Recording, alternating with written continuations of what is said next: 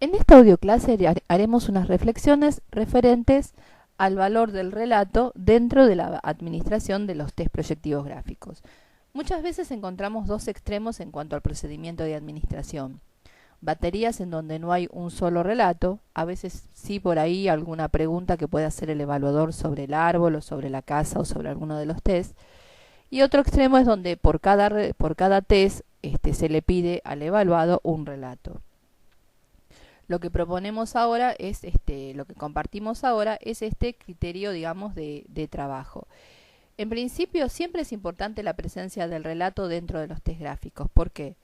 Porque a él también rige, digamos, la regla de asociación libre. Así como cuando le damos la consigna a un sujeto de dibujar un árbol o una casa o una persona, la persona recrea ese objeto en su mundo interno y el producido gráfico es una síntesis de lo que la consigna le haya movilizado más las dinámicas de su propio mundo interno. En el relato también elegirá compartir aquellos aspectos más relacionados, digamos, con lo que el dibujo le haya despertado. Por eso es importante, desde nuestro punto de vista, de que esa elección sea espontánea para aumentar también su valor proyectivo. Porque también sería desgastante pedirle a una persona que haga un relato sobre cada uno de los dibujos. Es como si a uno le preguntaran 10 veces cómo se llama. O sea, la primera o la segunda vez, digamos por ahí, la persona puede responder con más énfasis, pero ya cuando se produce cierto desgaste de lo que es lo proyectivo. Entonces, lo que haríamos sería lo siguiente. Cuando administramos el HTP, que es uno de los primeros test, salvo que por ahí tomemos algún test de introducción como el test de los colores o el test del garabato o algún completamiento de frases o algún test de redacción. Cuando iniciamos por la casa, el árbol y la persona, lo que haríamos sería lo siguiente. Esperamos que la persona termine de hacer sus dibujos y una vez que terminó, acuérdense que siempre vamos poniendo boca abajo a medida que la persona nos va entregando el dibujo que realizó. Y bueno, una vez que terminó los 3 dibujos, le ponemos los 3 dibujos ante la vista y le decimos que bueno, que ahora puede elegir uno, dos o elegir los 3 si así lo desea y hacer una historia. O sea, que elija el dibujo con el que más se le despierten cosas o el que más le sugiera como para hacer un relato de mediana extensión.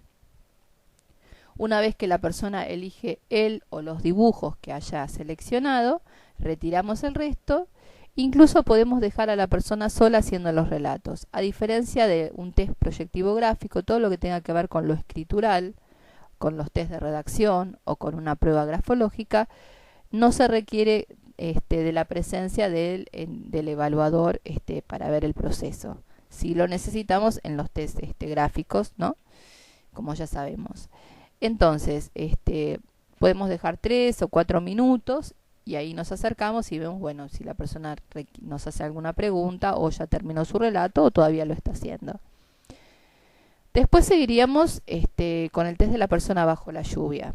Ahí también podemos tener la opción de hacer un relato porque ese es un test que ya tiene de por sí la exigencia de relato. En los últimos años nosotros hemos trabajado también con una redacción libre que es: iba caminando por la calle, 3 puntos suspensivos y de pronto comenzó a llover. Si elegimos esto, que también nos permite ver cómo la persona se organiza o se piensa en una situación de imprevisto, ya no tomaríamos el relato de la persona bajo la lluvia. Luego tenemos el Bender, ¿no? Así siguiendo la secuencia de la batería, y el cuestionario desiderativo.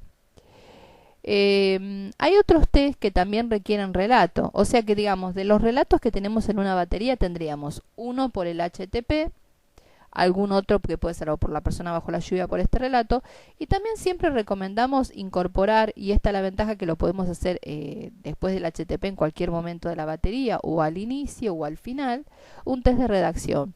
Los test de redacción más conocidos son el Mis Manos y el test Yo. Ahí la consigna en ambos casos sería que escriba un relato libre sobre lo que sugiera el tema Mis Manos, referidas obviamente a sus propias manos, y Yo obviamente referido a su propio yo.